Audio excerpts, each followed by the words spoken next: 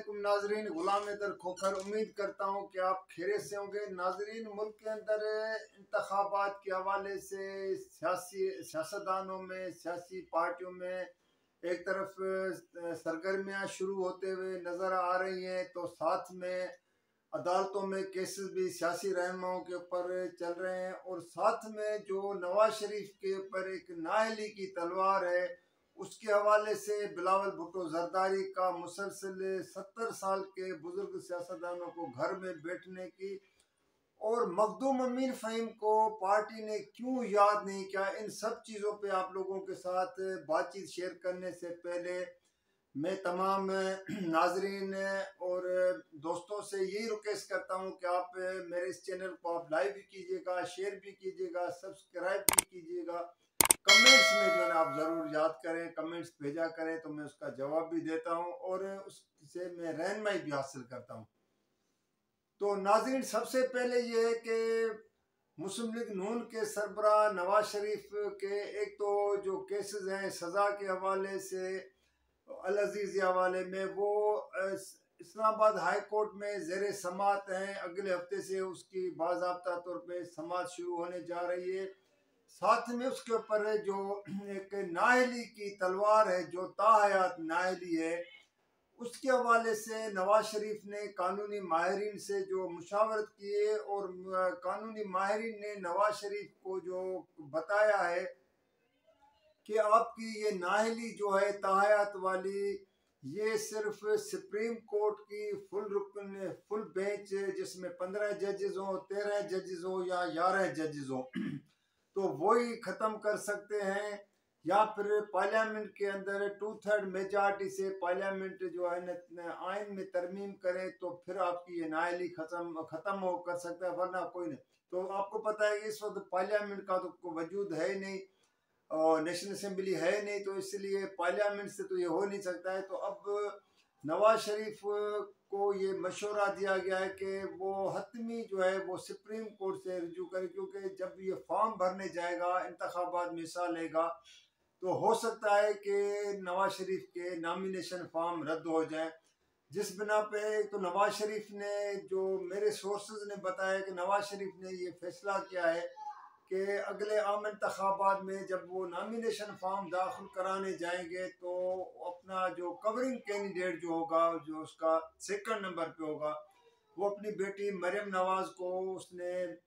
नामजद कर लिया है, फैसला भी कर लिया है और पार्टी रहनुमाओं को बता दिया है कि अगर मैं नाअहल हो जाता हूँ और मेरे को इंतखाबात में हिस्सा लेने से रोका जाता है तो फिर मरियम नवाज उन सीटों पे जो है ना वो इलेक्शन में हिस्सा लेगी। तो एक तो ये है। अब देखना ये है कि नवाज शरीफ इंतखाबात से पहले सुप्रीम कोर्ट में खुद जाते हैं या अपने वकला को भेजते हैं, नहीं भेजते। लेकिन ये भी एक अभी मामला बहस इस पे चल रहा है और मुशावरत चल रही, क्योंकि जब PDM की हुकूमत ने जो नाअहली की सज़ा जो 5 साल मुकर्रर कर गए थे, वो कहते हैं कि उसको खुद नवाज शरीफ को कानूनी माहिरीन ने जो अपने उन्हें बताया कि ये कानून आपके ऊपर वो नहीं आता है, क्योंकि वो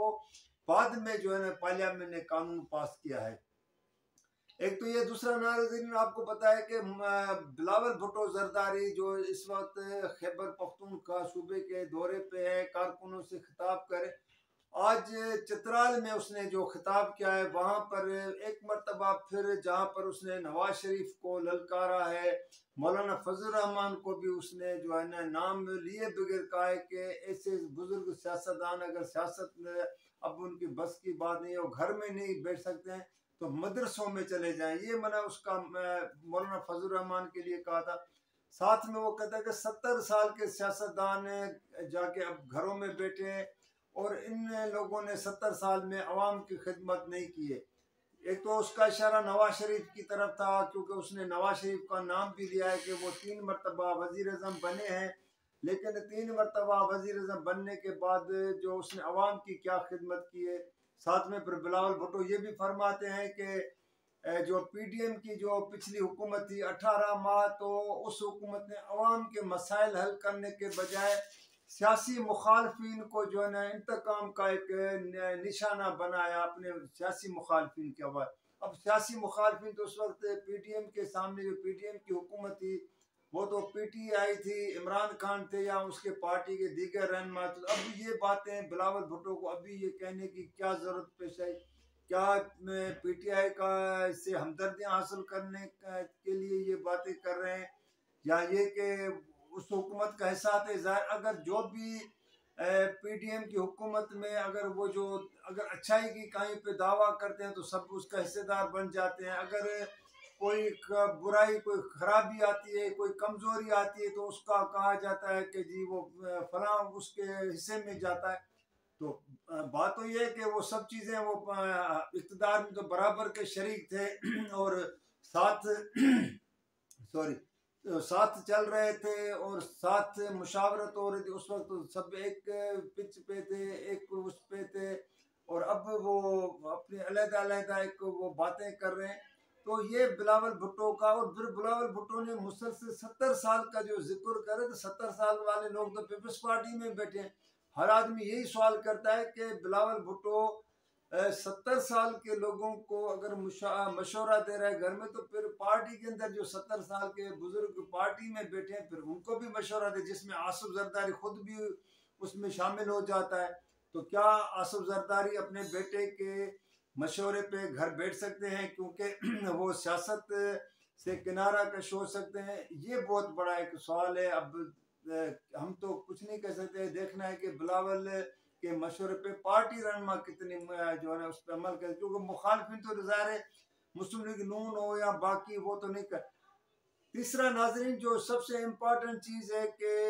आपको पता है कि मखदूम अमीन फ़हीम जिसका सिंध हाला से तल्लुक़, वैसे तो दुनिया उसको जानती है, पूरा पाकिस्तान जानता है, उसका बहुत बड़ा एक सियासी ख़ानदान के साथ उसका अपना बहुत बड़ा नाम था। तो उसकी जो बरसी थी गुज़श्ता दिन जो है मंगल को 21 नवंबर को गुजर चुकी है, एक दिन पहले हुई है।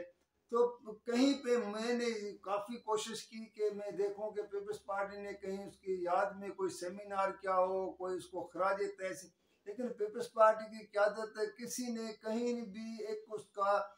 और तो नहीं सिर्फ मीडिया में कोई उसको बयान, सोशल मीडिया पे कोई बात, कुछ भी नहीं था। मखदूम अमीन फ़हीम जैसी शख्सियत जिसने सारी ज़िंदगी उसने उसके ख़ानदान ने पीपल्स पार्टी को अपना जो है ना खून पसीना दिया था, और मखदूम अमीन फ़हीम जो शहीद मोहतरमा बेनज़ीर भुट्टो के बहुत करीब थे, और उसकी अपनी शख्सियत ऐसी थी कि अब मेरी को खुद उसके साथ बहुत सी मुलाकातें, बातें तो बहुत हैं, मैं मखदूम अमीन फ़हीम के ऊपर बहुत सी बातें कर सकता हूँ क्योंकि मैं उसके साथ एक कुर्बत का रिश्ता भी था और मुलाकातें होती थी मुख्तलिफ जगहों पे। तो काफ़ी चीज़ें उसकी गुफ्तगू, आखिरी जो उसकी ख्वाहिश थी जब मोहतरमा बेनज़ीर भुट्टो शहीद हुई थी तो हो गई थी, तो उस वक्त यही कैंडिडेट था वज़ीर अज़म का, लेकिन फिर पार्टी क़यादत ने फैसला किया कि मखदूम अमीन फ़हीम नहीं बनेगा, यूसुफ रज़ा गिलानी को नामज़द किया गया था। तो उसके बाद मखदूम साहब काबीना में शामिल नहीं हो रहे थे, फिर किस तरह वो काबीना में शामिल हुए और क्या उसको मैसेज कराए गए थे, ये सब चीज़ें बहुत बड़ी चीज़ें हैं, बड़ी बातें हैं। ऐसे ऐसे उसके साथ आखिर में सिंध से किन लोगों ने वफा नहीं की,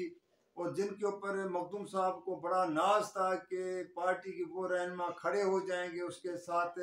लेकिन वो रहनुमा भी उसका साथ देने से इनकार कर दिया था, और मखदूम साहब को बहुत एक मौके पे बड़ी मायूसी भी हुई थी। तो ये चीज़ें बहुत हैं, लेकिन मखदूम साहब आपको पता है कि बहुत बड़ा शायर भी थे और उसकी शायरी मशहूर थी, और हुस्न का हुस्न परस्त भी था। ज़ाहिर हर इंसान जो है ना हुस्न परस्त होता है, और मखदूम साहब की तो बात ही कुछ और थी। उसका मैं किससे ताल्लुक नहीं था, बहुत बड़े लोगों के साथ भी ताल्लुक था। उसकी एक जो ज़िंदगी थी वो एक ऐसे मजाज किस्म की थी कि हर आदमी मखदूम साहब को चाहता था कि उसके साथ गुफ्तगू हो, उसके साथ जो मुलाकातें हों, उसके साथ एक अच्छी शाम शाम के हवाले से उसकी शामें जो होती थी बहुत कहते हैं कि खूबसूरत होती थी, और हमने भी देखी थी काफ़ी मरतबा बहुत सी जगहों पे।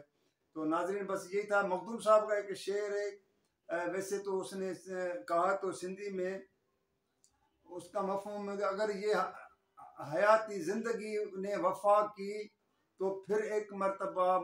जो है इंतहा मोहब्बत में इंतहा करेंगे। मखदूम साहब का एक शेर है, उसमें से मफहूम उसका ये निकलता है। तो इस तरह के मखदूम साहब इस दुनिया में नहीं है अब, ज़ाहिर है, लेकिन अफसोस इस बात का होता है कि पार्टी ने उसको क्यों नहीं याद किया। नाज़रीन, यही आज के लिए था। कल किसी और मौजू के साथ आप लोगों के साथ बातचीत शेयर करूंगा, तो इजाज़त दीजिएगा। अल्लाह हाफिज़।